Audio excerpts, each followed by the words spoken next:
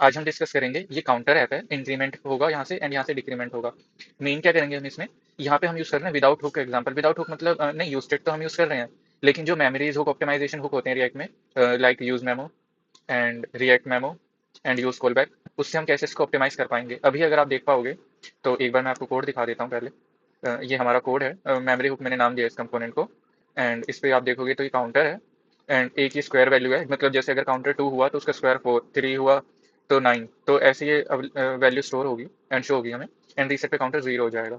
ये कंसोल किया हुआ है पेरेंट री रेंडर, पेरेंट दिखाने के लिए कि वो भी री रेंडर हुआ है। यहाँ पे मैंने H1 पे विदाउट हुक एग्जांपल टाइटल दिया है, ये बटन है प्लस का जो कि सिंपली बस काउंटर को 1 से इंक्रीज कर रहा है, सेम माइनस का है 1 से डिक्रीज कर रहा है।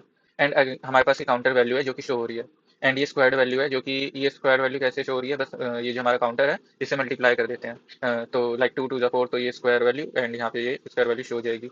अब यहाँ से मतलब अगर मैं आपको सिर्फ यहाँ तक बताऊँ ये स्क्वायर वैल्यू तक, तो ये आप स्क्रीन पे देखोगे तो इतना पार्ट हमारा लाइक ये जो चाइल्ड कंपोनेंट है इसके ऊपर का ये सब इतना कोड था जो मैंने आपको दिखाया। लेकिन हम अगर इसके नीचे जाएं चाइल्ड कंपोनेंट पे, तो चाइल्ड कंपोनेंट पे क्या है, हमने ये पास किया हुआ है स्क्वायर वैल्यू और ऑनसेट वैल्यू। ये हमारा चाइल्ड कंपोनेंट है, ये चाइल्ड री रेंडर, एंड यहाँ पे ये टाइटल है एंड यहाँ पे वैल्यू है जो कि स्क्वायर वैल्यू आई है हमारे पास, एंड ये रीसेट काउंटर है जो कि इसको रीसेट करने का फंक्शन भी पास किया हुआ है। दो फंक्शन पास किए हुए हैं चाइल्ड कंपोनेंट में।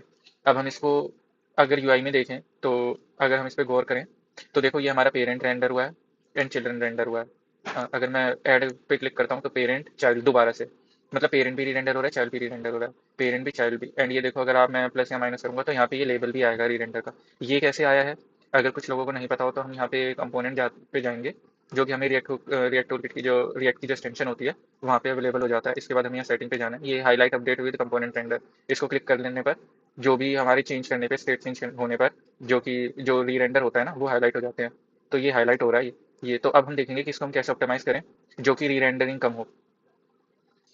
स्टार्ट करते हैं तो इसको ऑप्टिमाइज करना। अब जैसे हमारे पास ये प्लस है, प्लस से हमारा पेरेंट चाइल्ड दोनों रेंडर हो रहे हैं, माइनस से भी देखो पेरेंट तो रेंडर होगा ही क्योंकि ये जो स्टेट है यहाँ पे चेंज हो रहा है, रिएक्ट वर्क ही ऐसे करता है। लेकिन हम जो कंट्रोल कर सकते हैं ना उतना कंट्रोल करते हैं री रेंडरिंग में। अब जैसे सिंपल ऐप है, इसके लिए क्या करेंगे, अभी अगर हम कोड जो अभी मैंने ये पहले आपको दिखाया था, प्लस है, काउंटर है की वैल्यू है एंड देन माइनस है, देन यहाँ पे चाइल्ड कंपोनेंट पास हो रहा है। अब चाइल्ड पे क्या जा रहा है, ये वैल्यूज एंड रीसेट काउंटर। अब हम सोचते हैं कि हम इसे कितना ऑप्टिमाइज कर सकते हैं कि चाइल्ड जो है वो कम कम चीज़ों में री रेंडर हो। तो उसके लिए एक काम करते हैं, सबसे पहले ना कंसेप्ट है हमारा, एक है हमारे पास फंक्शन, हम देखें तो हम दो पास कर रहे हैं। एक है हमारे पास स्क्वायर वैल्यू वाला, ये स्क्वायर वैल्यू, एंड दूसरा है रीसेट का। तो अभी ये जो मैंने आपको पहले एक्सप्लेन किया था ये ऐसे बना हुआ था, इसको ना हम रैप कर लेते हैं एंड ये जो रीसेट काउंटर है उसको भी रैप कर लेते हैं। रैप कैसे करते हैं, रैप हम कर लेते हैं यूज कॉल बैक हुक से। यूज कॉल बैक हुक से ये हमने ये यूज कॉल बैक हुक बनाया, ये ब्रैकेट्स लगाए एंड ये हमें देखो वार्निंग देना स्टार्ट कर दे रहा है, like do you forget to pass any dependency. तो यहाँ पे ना एक एम्प्टी डिपेंडेंसी में पास कर लेता हूँ। तो इसका मतलब क्या है अभी, इसका मतलब है कि ये जो यूज कॉल बैक है ना ये अब इसको मेमोराइज रखेगा, मतलब कि जब भी रिएक्ट दोबारा से री रेंडर होता है तो ये फंक्शन दोबारा से नहीं क्रिएट होगा। मेमोरी में क्रिएट होते हैं फंक्शन, ये कोई ऐसा नहीं है कि री रेंडर होते हैं कंपोनेंट की तरह। ये असल में मेमोरी दोबारा से क्रिएट बनते हैं, दोबारा से फंक्शन क्रिएट होते हैं, दोबारा से मेमोरी में स्पेस लेते हैं। यूज कॉल बैक से रिमेंबर रहेगा रिएक्ट को, तो इससे हम ऑप्टिमाइज कर पाएंगे इसको। अब हम अगर स्क्वायर वैल्यू पे लाएं तो देखो स्क्वायर वैल्यू ना काउंटर वैल्यू है, ये जो मल्टीप्लाई करता है, मल्टीप्लाई जो करता है ना, तो इसमें हम जो बेस्ट यूज कर सकते हैं वो हम यूज कर सकते हैं यूज मेमो। यूज मेमो होता क्या है ये भी एक्सप्लेन कर देता हूँ। यूज मेमो एक हुक है जो कि प्योर फंक्शन में यूज होता है। प्योर फंक्शन मतलब जो कि सेम इनपुट पे सेम आउटपुट हमें प्रोवाइड करता है। जैसे कि अगर मैं 2+3 इनपुट पे पास करूंगा तो हमेशा 5 ही मिलेगा। मान लो सम का हमारे पास फंक्शन है 2 सम का, एंड उसमें अगर मैं 2 3 पास करा 5 मिला, हमेशा मुझे 5 ही मिलेगा। तो इस तरीके का जो हमारे पास फंक्शन होता है उसको हम ऑप्टिमाइज कर सकते हैं यूज मेमो से। अब यूज मेमो क्या है, ओके तो ये यूज मेमो हमने बनाया, ठीक है, एंड इसको क्या करना पड़ेगा हमें, रिटर्न काउंटर इनटू काउंटर, ठीक है। तो ये रिमेंबर रखता है रिजल्ट को। रिजल्ट को रिमेंबर करने का क्या मतलब है, रिजल्ट को रिमेंबर करने का मतलब है कि मान लो अब पहले डाला था दो पैरामीटर आए थे 2 और 3, उसको दिया 5। अब मैं अगर दोबारा से 2 और 3 पास करता हूँ ना तो ये इसको कंपेयर करता है प्रीवियस अपने पैरामीटर से कि क्या ये जो प्रीवियस पैरामीटर है मेरे वो भी 2 3 थे, अब जो दोबारा आए हैं वो भी 2 3 हैं, दोनों सेम होंगे तो ये फंक्शन रन नहीं करेगा, ऑलरेडी जो इसके पास अपना रिजल्ट कैलकुलेटेड है वो ही रिटर्न कर देगा। तो ये ऐसे यूज मेमो वर्क करता है, यूज कॉल बैक वर्क करता है। अब ये इस इन दोनों को मैंने रैप क्यों किया इससे कि ना अब जैसे ही मैं पेरेंट पे स्टेट चेंज करूंगा तो ना तो ये दोबारा से क्रिएट होगा, एंड ये भी जब तक अगर वैल्यू सेम रहेगी ना काउंटर की, जब चेंज होगी, मान लो कि हमारे पास अभी तो काउंटर का एग्जांपल है, तो ये अभी नहीं चलेगा, क्योंकि मैं जैसे 1 करूंगा, फिर 2 करूंगा, फिर 3 करूंगा, काउंटर की वैल्यू चेंज होगी और ये हर बार चेंज होगा। तो पहले इतना कर लेते हैं, फिर चेक करेंगे कि इसको भी हम कैसे वेरीफाई करेंगे।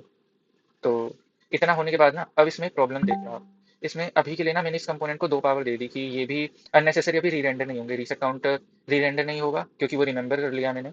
यूज मेमो जब ही री रेंडर होगा जबकि काउंटर स्टेटस की चेंज होगी। ठीक है। अब क्या, तो अब हम डिस्कस कर रहे हैं चाइल्ड सेक्शन में। अब चाइल्ड सेक्शन में हमने अब तक क्या किया है, ये रीसेट काउंटर को हमने रिमेंबर किया है यूज कॉल बैक से, और सेपरेट वैल्यू को हमने यूज मेमो से रिमेंबर किया है। ये रिमेंबर कब तक रखेगा, जब तक काउंटर चेंज नहीं होता। मान लो काउंटर 1 2 3 होगा, तो ये दोबारा से बार बार ये जो है रिक्रिएट हो जाएगा फंक्शन। ठीक है, तो अभी के लिए आपको इसका यूज नहीं लग रहा होगा, आगे दिखाता हूँ। यहाँ हम गए चाइल्ड कंपोनेंट पे। चाइल्ड कंपोनेंट में हम चाहते हैं ना कि ये कम से कम रेंडर हो।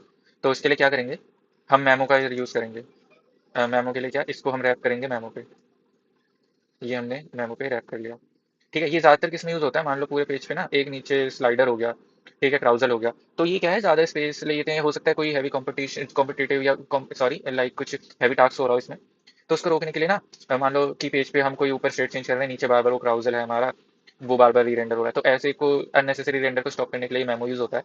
मेमो कहाँ यूज होता है, ये कंपोनेंट मान लो चाइल्ड पे हमने ये मेमो लगा दिया कि हम नहीं री रेंडर करना चाहते बार बार, तभी री रेंडर होने से रुकेगा जब ये जो इसके अंदर ये पास हो रहे हैं डाटा, ये भी चेंज ना हो रहे हो। ऑन रीसेट को रिएक्ट को रिमेंबर करा दिया तो ये नहीं चेंज होगा डाटा, ये काउंटर है, जैसे ही हम इंक्रीज करेंगे काउंटर को, डाटा बिल्कुल चेंज होगा।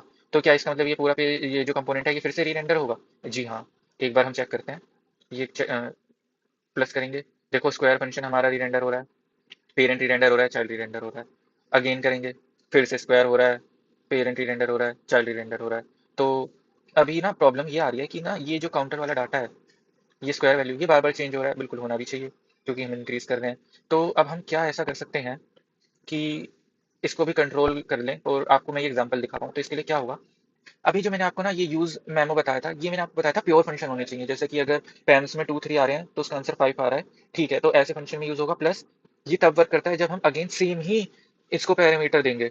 तो उसके लिए क्या करेंगे हम अभी, अगर मैं आपको बताता हूँ, तो ये देखो ये ना इंक्रीज हो रहा है, तो मैं यहाँ पे कंडीशन लगा देता हूँ कि अगर प्रीवियस इक्वल टू 3 है, कि हमारे पास ऑलरेडी काउंट की वैल्यू 3 है, तो इसे 3 ही रहने दो।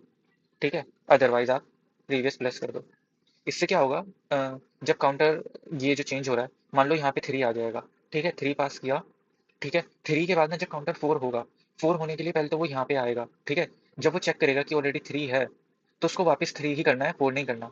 ठीक है, तो मान लो जब पहले 1 था, फिर 2 होगा, फिर 3 होगा, 3 के बाद अगेन जब क्लिक होगा तो वो 4 नहीं होगा, वो वापस से 3 होगा। उस टाइम पे ये यूज मेमो वर्क करेगा कि वो फंक्शन रिक्रिएट नहीं होगा, जिससे क्या होगा कि इसके अंदर जो डाटा पास हो रहा है ये भी रिक्रिएट नहीं होगा, मतलब कि इसके पेरेंट्स चेंज नहीं हुए हैं, और ओन रीसेट भी सेम था, तो ये चाइल्ड जो है री रेंडर नहीं होगा।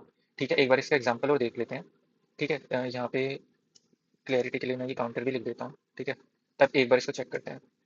ठीक है, यहाँ पे प्लस किया, पेरेंट री रेंडर, अगेन पेरेंट री रेंडर। गलती क्या हुई है, क्योंकि स्क्वायर भी नहीं हो रहा है, एक बार चेक कर लेते हैं।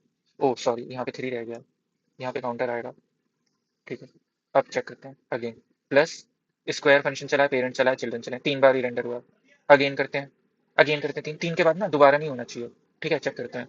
अब देखो इस बार से पेरेंट री रेंडर हुआ है, हमारी 2 रेंडरिंग रुक गई है, चाइल्ड नहीं री रेंडर हुआ है, ना स्क्वायर फंक्शन हुआ है। तो इस तरीके से हम रिएक्ट को ऑप्टिमाइज करते हैं।